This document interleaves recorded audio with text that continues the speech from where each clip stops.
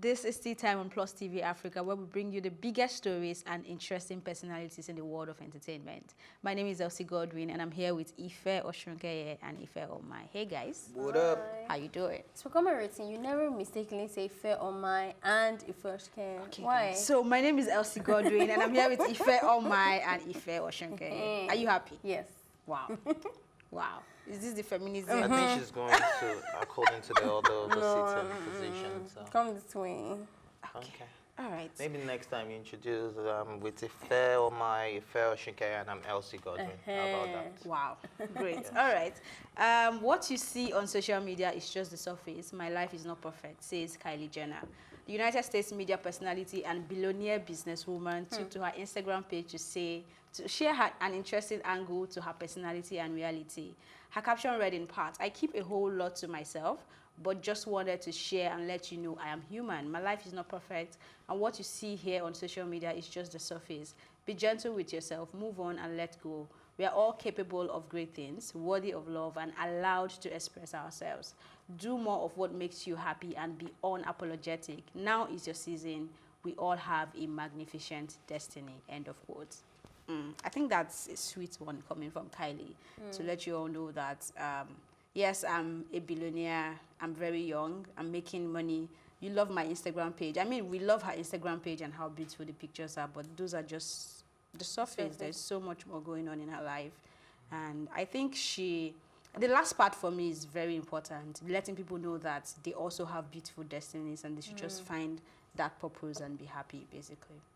That's it for me. As for me, I think that's just 100, especially coming from someone like Kylie Jenner, the youngest billionaire, and she's still letting you know that my life is not perfect. So for this, I think this one is just to everyone out there who have the Instagram celebrities as their role models, you know, trying to be like them. Trust me, life is not a bed of roses. The rich also cry. So I think that's just the message in all of this. I have to go along with everything you guys have said. I personally don't like the Kardashians, but I have to give credit where it's due, and she made sense. She's a Jenner. All of them. Okay. All right. I think we're going on a quick break, but when we come back, we'll be introducing our studio guest. We'll be right back.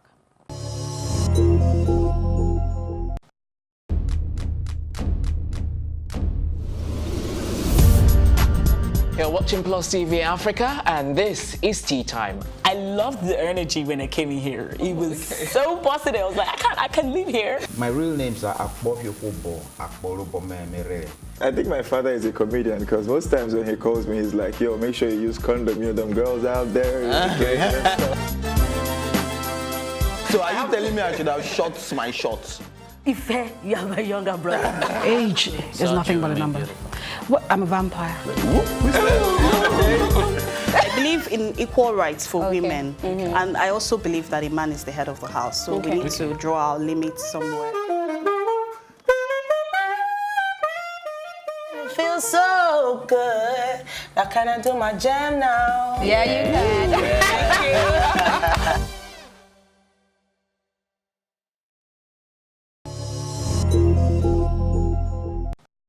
Welcome back. This is Tea Time on Plus TV Africa, and it's time to introduce our studio guest. She's an actor, musician, director, producer, compere, and a humanitarian of Lebanese, Ghanaian, and Liberian descent.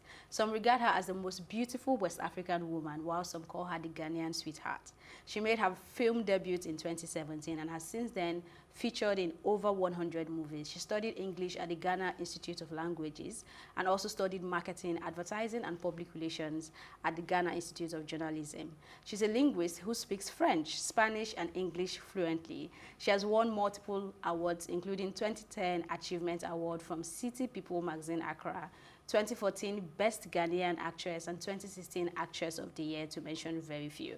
Let's make welcome the multi-talented screen goddess, Juliet Ibrahim. Thank you. Welcome to the show. Thank you. Thank you very much. Thank you for having me. I saw a video you shared on social media. It Toast to Life, that's a hashtag. And I know that is supposed to birth something really big and Toast to Life, huge, first right? of all. You know, it's just mugs, but okay. Okay, but I think we should see that video first. Then once we see the video, we can get into our conversation. Okay. So have a look at this video. My life has been one hell of a roller coaster ride. with plenty of I never expected it moments. I have cried, I have been broken, I have felt fear, I have had close shaves with death. I have been depressed, I have laughed, I have healed, I have been brave, I have survived. Every experience has shaped the woman I am today, from surviving 3 civil wars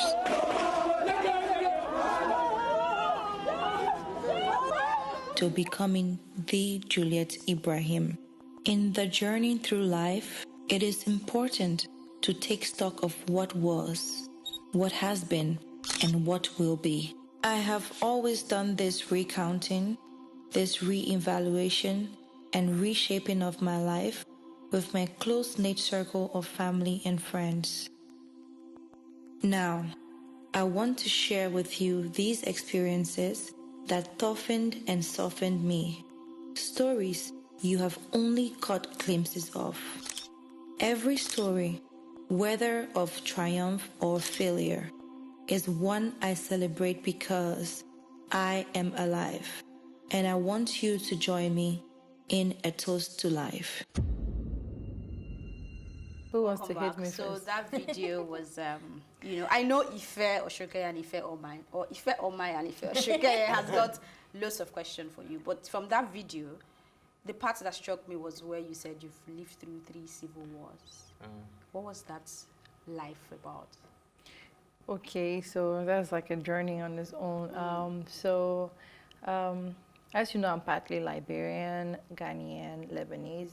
So the Liberian side of me lived in Liberia for some years, and that's when the war started, the civil war in Liberia. So I had to experience that with my family, and I'm the eldest of my siblings. So I remember almost everything, and I had to go through that, and we escaped. We lost everything. We had to just leave with just whatever we were wearing and like one backpack each, just to escape. And we went to Lebanon, and at that time as well, we lived there for 2 years, and there was a war in Lebanon, and we had to move back to Africa. And that was when the third war happened.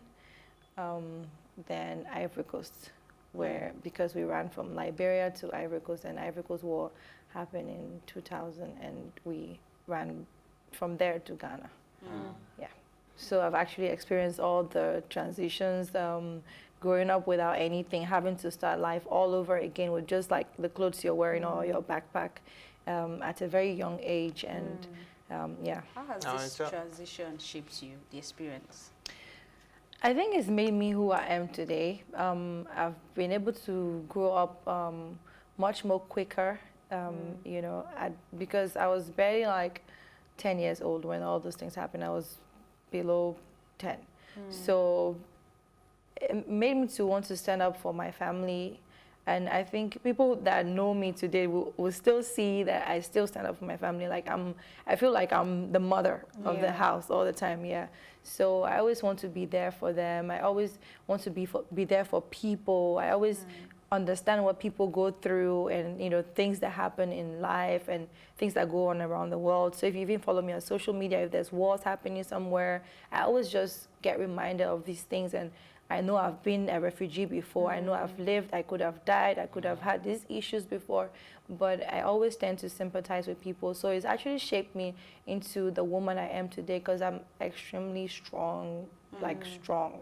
People that know me say I'm very brave, I'm very strong. I can actually survive anywhere in the world. That's how I see myself. Nice. Okay, so this video is really deep for me, and I know we haven't even seen the full thing. So this is like a journey into your life, but from this little snippets, I picked up on depression, I picked up on abuse because I don't know if it's domestic violence. I don't know what that was. But I'd like you to elaborate on the depression part, the abuse, and have you been physically abused by anyone in a relationship or whatever it was? Just let us know. Yes, so I spoke a lot on different things I've experienced, and there's more to come. This is just a snippet to what I want people to see. And the reason why I decided to go down this lane is to allow people come into my life and understand that you're not alone. Basically, even the celebrated people have gone through things to mold them into who they are today. So I just want to use my story to inspire people out there. So yes, I've been through abuse, molestation, and do you want to touch on that because people may really want to know? They will want to know, yeah. So one of the experiences I've had with abuse, I would say the one that comes off into mind now would be an ex. So it was a normal argument, how it went. I saw him chatting with someone on his phone, questioned who was the girl, blah, blah, blah. He's like, it's not a girl, it was a broadcast, blah, blah, blah. But I actually saw a name that was saved in his phone, and they had like love eyes and communication and stuff like that. So I went back and forth. I'm like, okay, I'm leaving because I was in his house. I'm gonna go. I picked up my phone to call my driver to pick me up, and he got upset that I'm not going anywhere and tried to fight for the phone and take my phone from me, and we struggled. Next thing was pulling me here and there, hitting me and all sorts. So I went through that phase, and I was just crying and trying to protect myself, my face especially. For me, like, I didn't want him to touch my face. So like, I had bruises all over my thighs, my hands, because I was just in a lingerie, basically. I was in the house. And I went through all of that. Then I just saw this guy just change immediately from this monster that was attacking me and, you know, hitting and beating me and stuff like that, to crying. Like, he just started crying. And yeah, he just changed. And I saw I had to now be an actress because I had to act. I realized that the fact that I said I was leaving him made him more upset. So I had to act and pretend with this guy that it's okay, I'm not going to go. But I was shaking, I was scared. Okay, we'll have to come back to this story, but we need to go on a quick break. When we come back, we'll carry on with our conversation with Juliet Ibrahim. We'll be right back.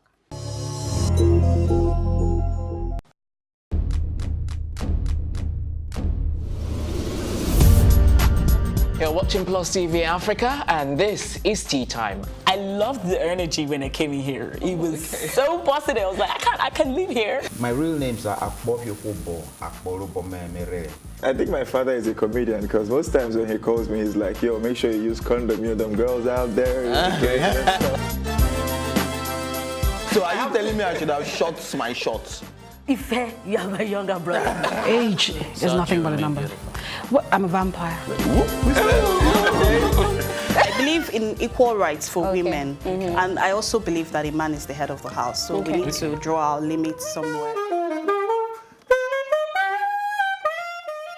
Feels so good. Now can I do my jam now? Yeah, you can. Thank you.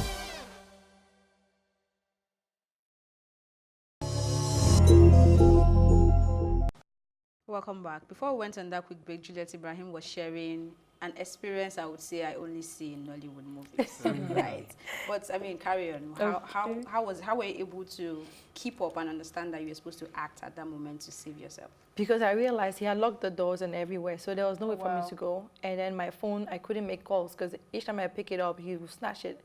My driver was actually waiting for me downstairs. He kept calling, but he said I shouldn't pick the call. The driver will not come in. So I just realized that I had to just play along, you know. So I played along, and I said, okay, I forgive you. It's okay, you know, stop crying. I forgive you. I slept there that night. Wow. Yeah. Did you sleep with fear. one eye closed? Man, like, yes, because I didn't know what would happen. And in the morning, I was like, oh, I have to go somewhere. I was supposed to leave, and I left with the same driver. But guess what? Apparently, when I was asleep, he took out my passport from my bag. Wow. because I was heading straight to Ghana. And this thing happened in Nigeria, actually.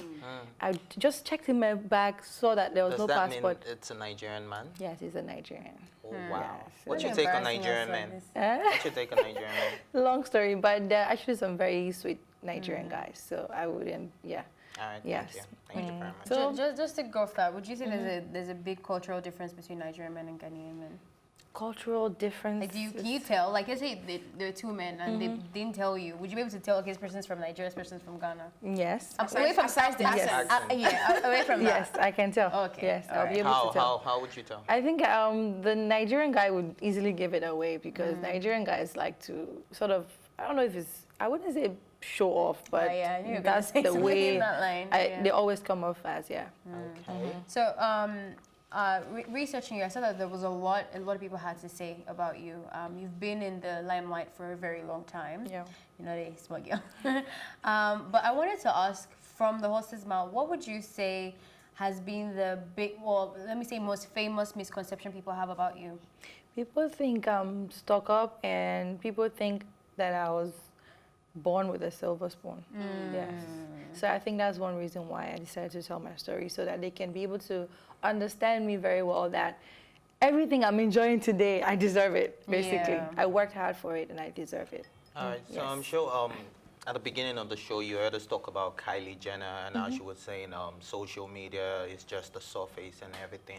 So I know one thing that is common with celebrities is being misunderstood, or people reading you before they even get to know you.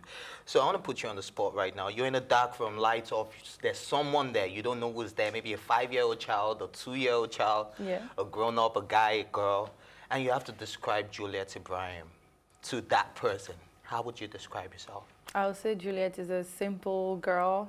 She's hardworking, determined, and she's fun-loving. Simple. What if it's a 5-year-old child that doesn't understand? She will understand. Or he will understand, but that's like the simplest way I can put it. It's interesting just hearing your story, and I'm anticipating this new project that's coming out. I want to say what it's about. Reading about your life and all that stuff, I know that you are very mixed, literally. Yeah. And also even your background and your story and all of that stuff. Do you ever struggle with identity crisis? Now, just unpack that situation. You don't look very African. Like, I mean, if I put the right weave on you, I wouldn't be able to tell that you're from here. Yeah. But you're raised in Africa as well, and you sound Nigerian even. So, do you struggle personally, and even with acting as well? Because I know for acting, a lot of it has to do with what you look like, so you can get characters from that.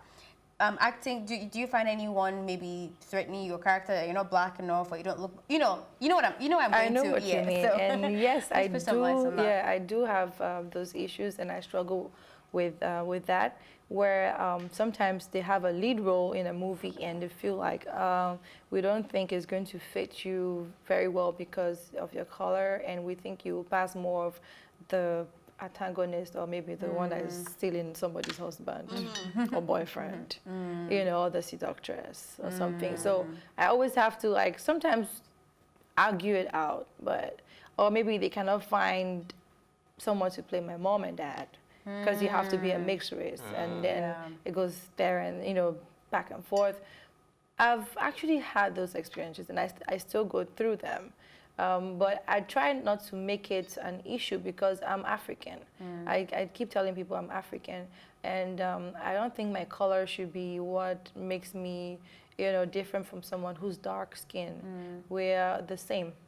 And it happens all over the world, funny enough.